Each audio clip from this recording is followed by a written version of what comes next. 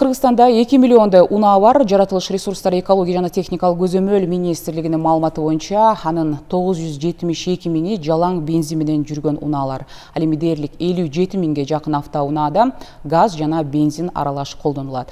Жаратылыш ресурстары экология жана техникалык көзөмөл министрлигинин атмосфералык абаны жакшыртуу бөлүмүнүн башчысы Алмаз Өскөнбаев менен кепти уланталыктап атабыз. Алмаз мырза, куш келдиңиз. Былтыр көмүрдү пайдалануу 100 миң тоннага азайганы айтылды. Бүгүн жада профилди комитетте министр Медербек Машиев мырза 97 миңге чукул түтүн дагы деле бул отунду колдонулуп жатканын белгиледи. Бул кайсыл райондор, анан бул санды дагы азайтуу үчүн кандай аракеттер көрүү пландары бар сиздер? Саламатсыздарбы? Бул газдаштыруу маселеси азыркы учурда биздин Бишкек шаарынын талабы болуп атат.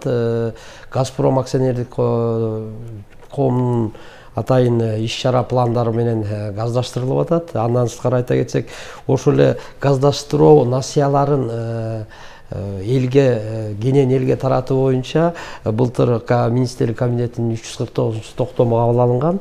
Анда ошо насыялоонун пайызы 8-тен 3%ке азайтылган кредиттик насыянын.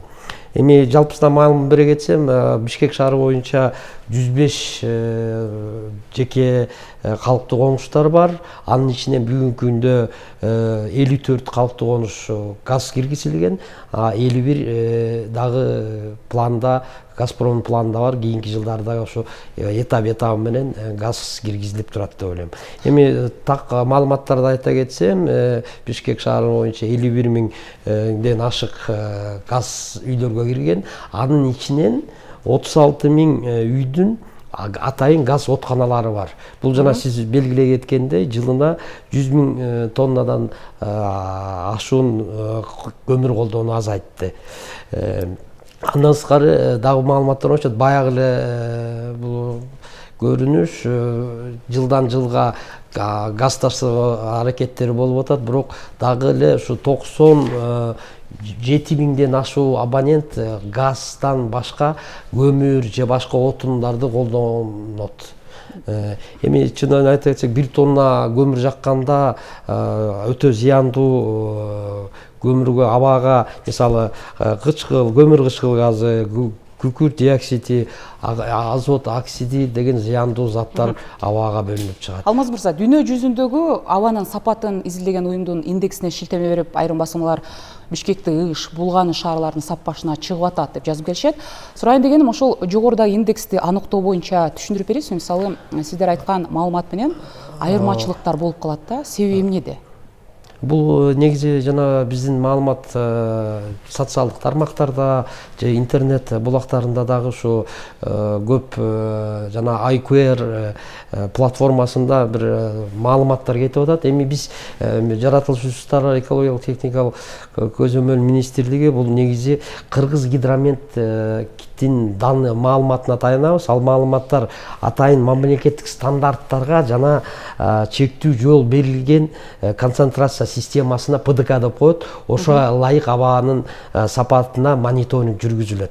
IQR платформасы бул дүйнөсү боюнча абанын сапатын бир көрсөткөн платформа болуп саналат, бирок бул негизинен бизнес платформа. Жок, мен сурайын дегеним, датчиктеринде мындай айырма болобу дейм да? Айырма болот. Себеби дегенде ошо IQR платформасындагы датчиктерди жеке жаранды эле сатып алып үйүнө коюп алса болот да. Ал бизде Кыргызстанда эч бир стандартка, нормаларга же сертификацияланбаган ушундай датчиктер болот. Эң негизгиси ошо платформа, IQR платформасы бул бизнеске ылайыктанган, аякта датчиктер эмес, жана башка көп бир абанын тазаланышына же бир ошондой бир атайын жабдыктар сатылат. Эми бизнес платформа деп айтып өтсөм туура болот окшойт. Эми азыркы учурда Кыргыз гидрометте абаны байкоочу 14 посту бар, 1 станциясы бар. Бул баары улуттук стандартка таянып иш жүргүзүп, бизге маалымат келип турат. Биз ошого таянабыз.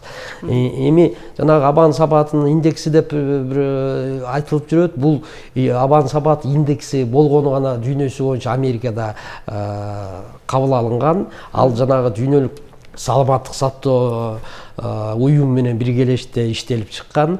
Биз бүгүнкү күндө Кыргызстанда ошо абан сапатынын индексинин аныктоо методикасын иштеп чыктык. Азыркы күндө, бүгүнкү күндө саламаттык сактоо министрлиги менен биргеликтүү иштер жүргүзүлүп жатат. Алмаз мырза, соңку бир суроо болсун. Мисалы ошол аныктаган учурда абанын сапатын мисалы дүйшөмбү күнү аныктады дейлик. Ошол учурда 2 күндөн кийин, 3-күнү шейшемби, шаршемби күндөр аныктаганда такыр башкача көрсөткүчтөр болот да, тазарак түшкөн бир көрсөткүчтөрдү көрөбүз. Бул эмнеге байланыштуу болот? Бул эми биз толук жанагы платформадагы датчиктер каякта орношкон, кандай чөйрөдө, мисалы бир банянын жанына коюп койсо, ал көрсөткүчтөрү жогору болуп көрсөтүлөт. Биз ошон үчүн стандартка гана ылайыктап тактайбыз. Рахмат маалыматыңызга. Алмаз мырза, биз болсо берүүбүздү улантабыз.